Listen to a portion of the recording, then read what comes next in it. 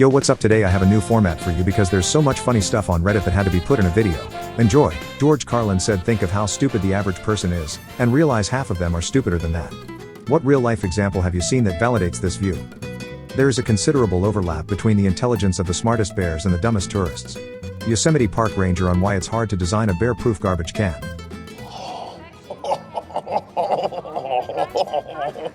Best way to... I worked at a bank. Mobile depositing had just became a thing. We received a picture of someone's cash for deposit. Yay! The fact Florida had to tell people not to shoot at the hurricane. Even better, the fact that National Oceanic and Atmospheric Administration even has to have a section on their site explaining why using nuclear weapons against hurricanes is far worse than the worst idea you can possibly imagine. Just scroll down a web page or Facebook feed and have a look at the ads. Things like only 2% can solve this puzzle, shit like that. Those ads get posted so much because they actually work on a lot of people. What are some harmless ways to fuck with people? I put a tiny piece of masking tape over my coworker's mouse laser on April Fool's Day one year, wrote April Fool's on it. He troubleshot every single thing except examining the mouse. He eventually called IT, who simply turned the mouse over and pointed it out to him. Carefully step over a non-existing obstacle. And when you do this at a crosswalk when the cars stop too close, it's even more fun. Lol. Say no pun intended after a sentence where there was clearly no pun. This meatloaf is amazing, Sharon, no pun intended. Yeah? What? When you shake someone's hand, move yours left to right. As they do the traditional up and down, a hilarious circle ensues. When having a conversation during a meal, specifically only ask questions to people that are chewing. I was never a server, but had this taught to me by a dear friend of mine years ago when we used to eat in a public cafeteria and mess with people we just met. Love this one. It's on the verge of being rude, but it's so subtle people will assume you just lack awareness. If I know someone is walking a little ways behind me and I turn a corner with nobody else around, I like to run 10 to 20 steps to widen the gap and then laugh to myself, thinking that the person behind me will be confused. I doubt anyone ever notices, but I get a kick out of it every time. So if your day was boring, just do this. This shit gives you adrenaline. My friend was logged into his Twitter on my tablet, so I kept changing his profile picture to a banana. He thought someone hacked him and tweeted about it. I replied to the tweet using his profile. It got so bad he was arguing with himself on Twitter. Bill Gates said, I will always choose a lazy person to do a difficult job because a lazy person will find an easy way to do it. What's a real-life example of this? My brother gave my oldest nephew $10 a week if he did all his chores without needing to be told or complaining. One day he gets home early from work and sees the neighbor kid tossing a bag in the trash.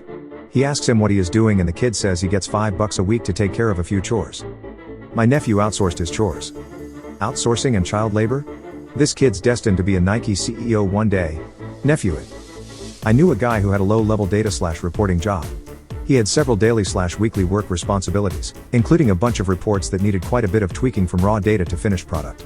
But like I said, low level. We didn't find out until way later, but he had set up macros for each of his major responsibilities where he could. Once set up, he'd just run the macros to do his work, but then he'd, smartly, hold off on delivering the reports until just a little before the deadlines. He'd hit every assignment and was seen as reliable.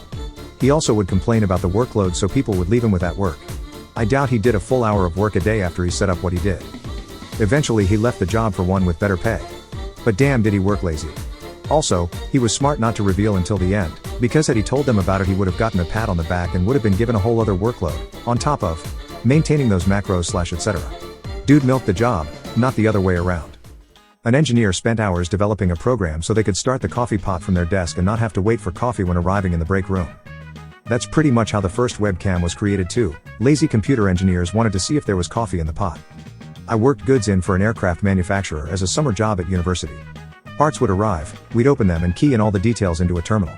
That bit was long-winded. I discovered the terminal keyboard has assignable shortcuts, and set up a bunch of them for all the boilerplate such that keying in an item was about 6 keystrokes.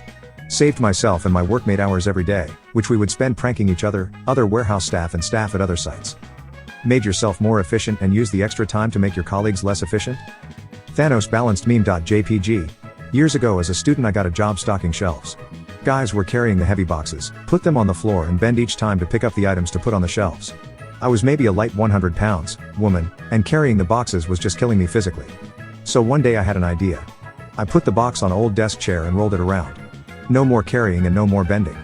Funny thing is that, instead of doing the same thing, most of the guys called me lazy and kept carrying the heavy boxes. Just to prove how strong they were. Now they have special rolling carts to do the job. I was working as a stock boy in a supermarket, and when we had to fill the milk cooler, people would bust open a 12-pack of milk cartons and put them in one by one. On my first day, I just placed the 12-pack in the cooler and cut the plastic off on one side with my box cutter and yanked it from under it, and the look of the store manager and the other employee who was training me was pure bewilderment. From that day, everyone did it my way.